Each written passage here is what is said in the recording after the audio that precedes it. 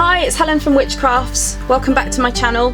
Today we're going to be making some art using the supplies that were in the September Scrawlrbox.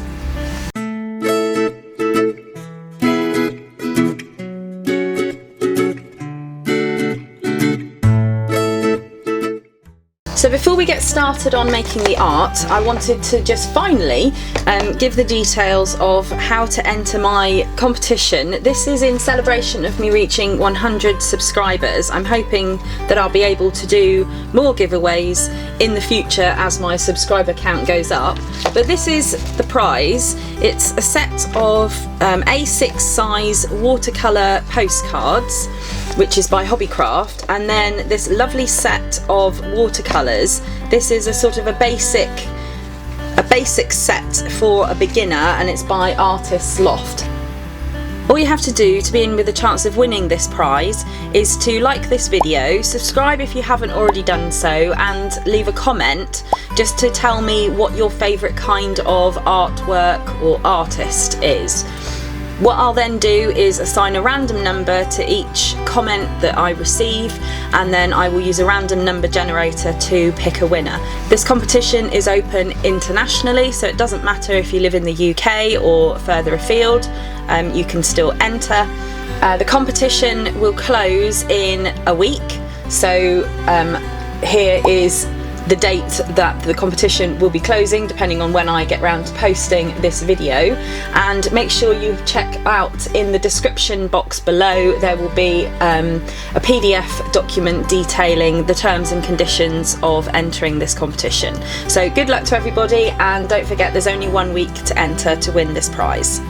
So if you haven't seen my unboxing video where I took this all out of its package, there'll be a link to that in the card at the top and in the description below. So basically what we got in this, in September's set, was this pack of Viviva colour sheets, which are sheets of watercolour.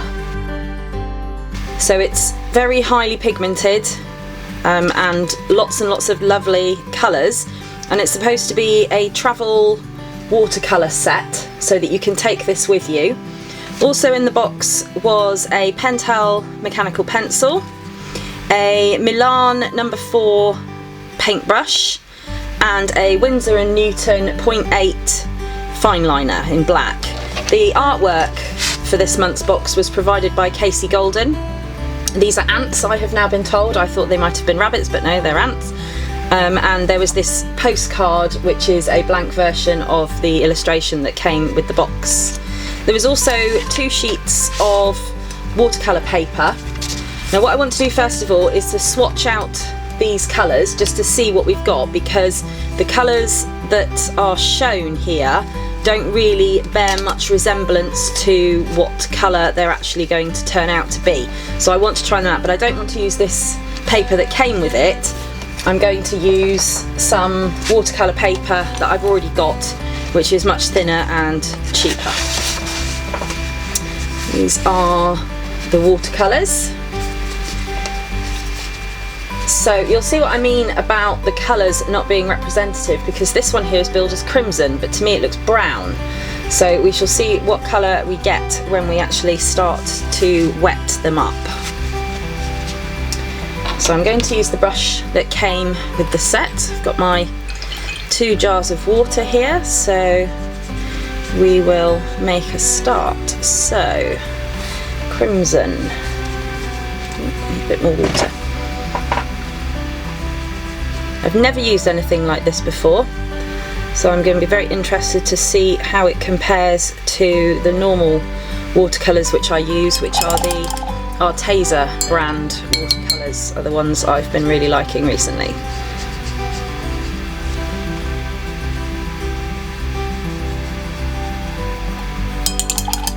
So the thing I was a bit worried about is smudging the colours or spreading the colours everywhere.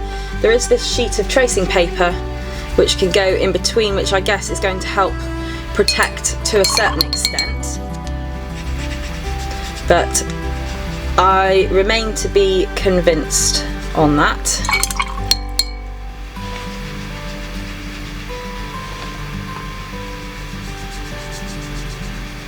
the very pigmented colours.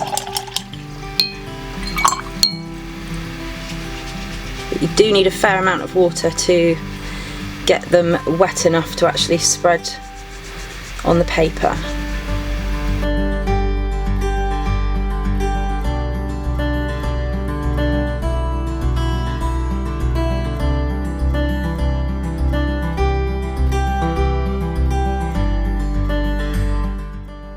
I think this will work quite well with a water brush, which I might try later, just because it would mean you could easily put more water onto the pigment if you realise that you didn't have enough, rather than having to go back to your jar. They do seem a bit grainy. I don't know if you can see that. But you see it's sort of little bits which are also transferring to the swatches. But so far so good.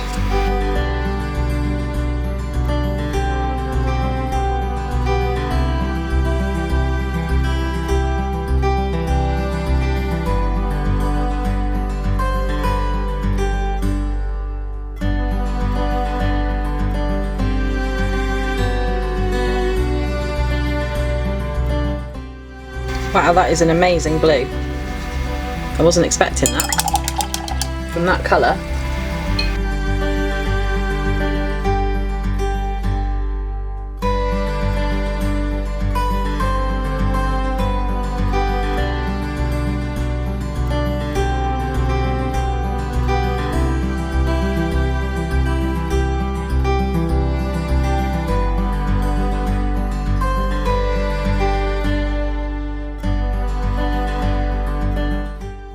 There we have the swatches.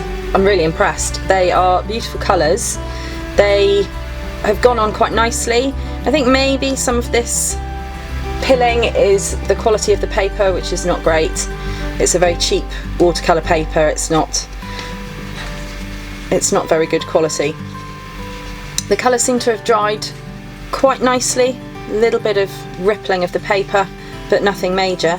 But some really, really nice colours. They've dried duller and flatter than I was expecting them to, but overall pretty good and not that messy.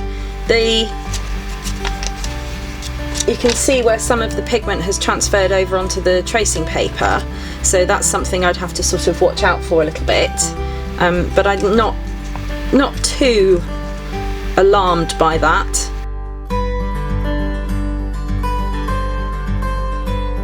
So as you can see, I've taped down the piece of watercolour paper. This is the paper that came with the Scrawlrbox, which is the Bockingford Watercolour 300 GSM paper. I've decided that for the theme, which is feeling buggy, I am going to be drawing a butterfly, and I wanted to use the wet on wet technique to produce this illustration. So I just laid down some water straight onto the paper, and then I'm just going through each of the colours, wetting them to get the pigment up onto the brush, and then adding it to the paper.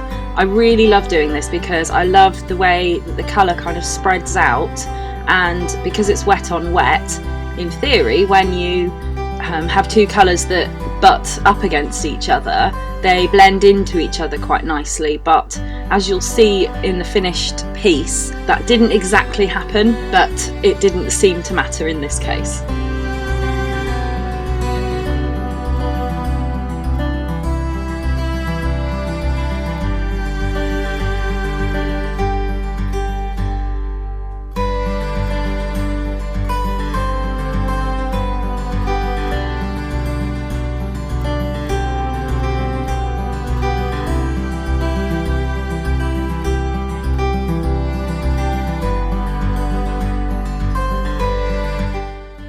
Just wanted to show a slow motion of the watercolour paint kind of fanning out as it soaks into the water that's already on the paper. I just think it looks beautiful.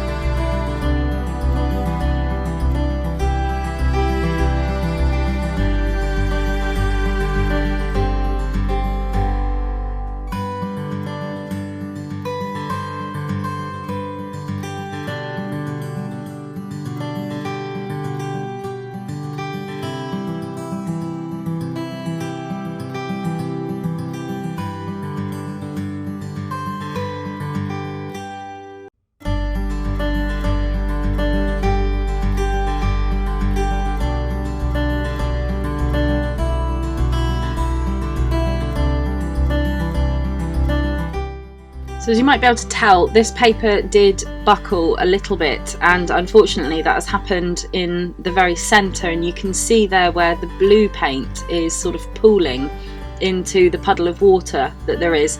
I did try to make use of this and mop it up a little bit, but it has still made a bit of a dimple on the surface of the paper, meaning that the water, where the water collected, the paint has ended up pooling there. And what I said earlier about the wet on wet technique and it not creating a harsh edge, you can see there is a definite tide mark in the centre of the paper where the colours kind of dried at a different rate because of the amount of water that there was on the paper.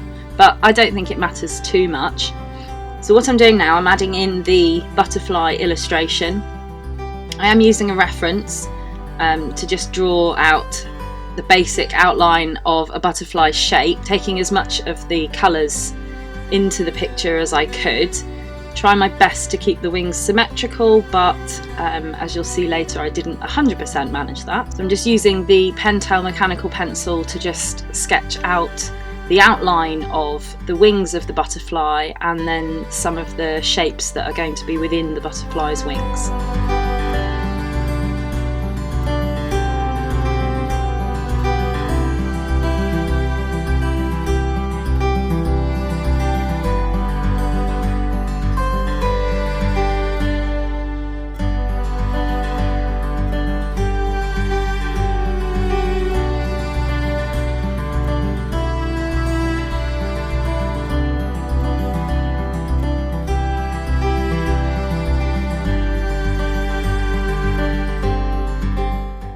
So once I'd drawn the outline of one of the wings, I went back in with the Winsor Newton fine liner, which is a 0.8mm black fine liner, to outline the area of the butterfly. It's going to be a silhouette of the butterfly's shape. It's quite a nice fine liner. It was quite smooth. It did bleed a little bit into where the watercolour paint was already on the paper, but I was quite pleased with how black and dark the ink was of this fine liner, because I was a bit concerned, because obviously I'm going to be filling in quite a lot of the area that's already painted with the black, and I was a bit concerned that it wouldn't manage it. But because it's quite a thick nib, it's a 0.8mm nib, it managed to hold up to it quite nicely. But I did rotate the nib around in my hand as I was colouring in the outline, which you'll see me do in a minute. So here, filling in the black, and it's covering quite well. Now I'm looking at it again, now it's finished, and I'll show you at the end that you can see some of the lines of the fine liner pen. It wouldn't be my first choice of tool for doing this. I would rather have used a black Sharpie or a Posca paint pen or something like that, but because the challenge is to try and use the materials in the art box, this is the only black pen that there was included, so I just made the best of it.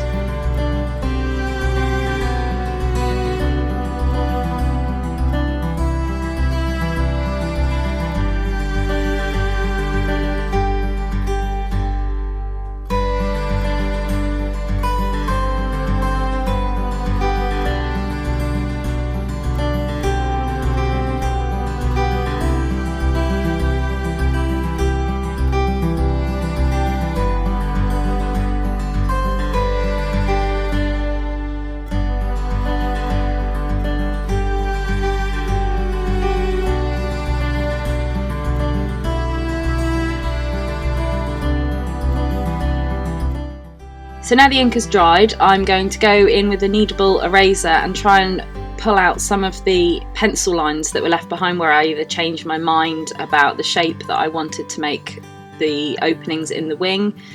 I'm trying not to rub here like you would with a traditional eraser, trying to just let the putty eraser pull the graphite up off the page. It did pull some of the watercolour paint up as well, but not too bad, and it did a pretty good job of erasing the pencil lines that were left behind.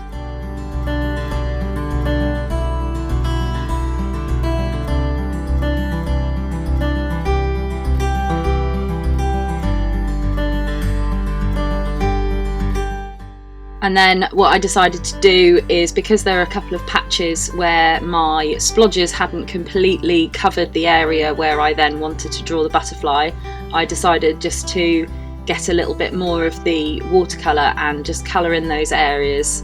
So I didn't wet the paper first, I just went in with the paint onto the dry paper, and there is a bit of a difference between how well the paint has gone down and blended with what was there already, but it's not too bad. What do you think of my new camera angle, by the way? I'd be very interested to hear your thoughts. Is it good to have a second angle? This is a second camera that shows a bit more of a close-up rather than just the overhead shot. I quite like it. It's a little Diddy bridge camera that I've had for years that has a video function on it, so I thought I might as well make use of it, seeing as I don't use it for anything else at the moment. But I just thought it was quite nice to be able to have a slight more close-up to show what I'm doing.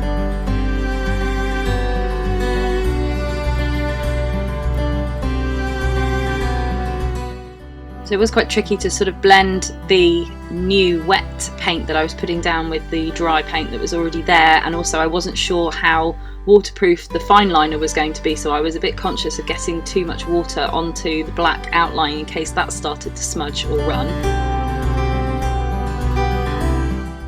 So I just used a dry paintbrush once I put the paint down, just to go and mop up a little bit of the extra water that there was there, to sort of blend it in a little bit better than it was already and try to stop any sort of smudging or running from happening.